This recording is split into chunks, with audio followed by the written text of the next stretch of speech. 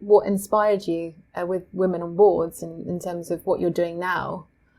I mean, that I went through a period of lots of change. I got involved in my husband's business.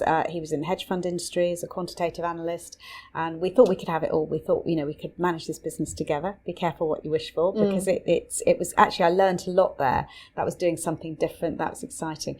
And I decided to get involved in angel investment. I was really interested in that tipping capital for entrepreneurs.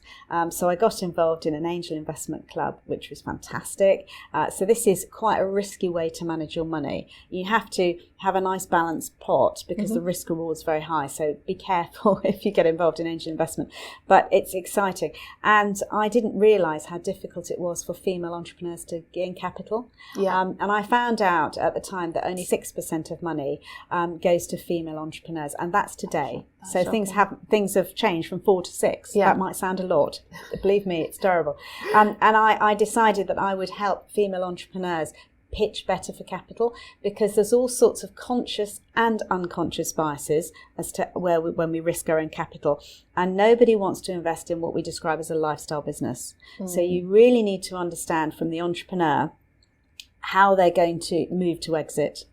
So understanding the finance and the balance sheet of a good idea is one thing. You need both. You're investing in the entrepreneur, and we need to know the exit. So explaining the exit, but if you're young, and there might be unconscious bias that we're concerned she might have a baby, then actively being upfront in that is very, very important. But my latest investment is an organisation called Hanks.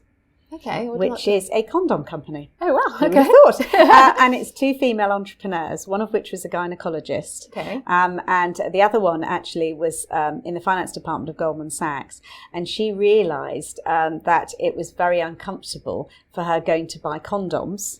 And she describes going into Boots on Fleet Street and being in a queue buying some condoms because she was going away for the weekend with her boss behind her. And why shouldn't we talk about condoms and sexual protection, all that? They think from a different perspective and they market it in a different way. And I'm afraid I just couldn't resist to put a little bit of investment. So would you say then your investment style's changed over the years? Because obviously you're mentioning a more diverse portfolio now, and maybe taking a bit less risk. Would you have taken more risk when you were younger? When I was younger, for any money that I had, I mean, I think the first thing is always invest in tax efficient things like, ISAs in the UK. There'll be other things in other international markets. So I always made sure that I did that where we had free cash. And even if you can't take up a full allowance, just a little bit over time, the compounding effect is absolutely huge.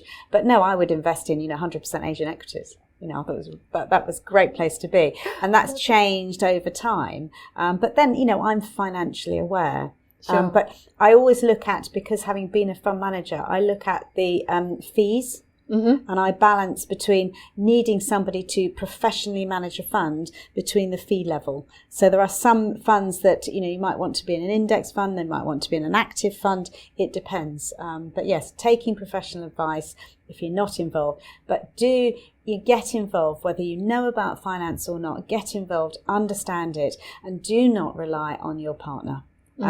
Understand there's the combined pot and have money and assets in your own name. Be very, very careful. I'm sorry, but a lot of people do split up, whether you get married or you don't get married. Be very, very savvy and aware of that and take an interest. Well, thank you so much. I think I think women and men are going to be inspired by this. I certainly am. So thank you for taking the time to talk to me today about this. And, you're welcome. And sharing your experiences. Good. And all you have to do is register on womenonboards.net, choose the UK. We've got an Australian partner and we really do help all. So thank you. Indeed. Thank you so much.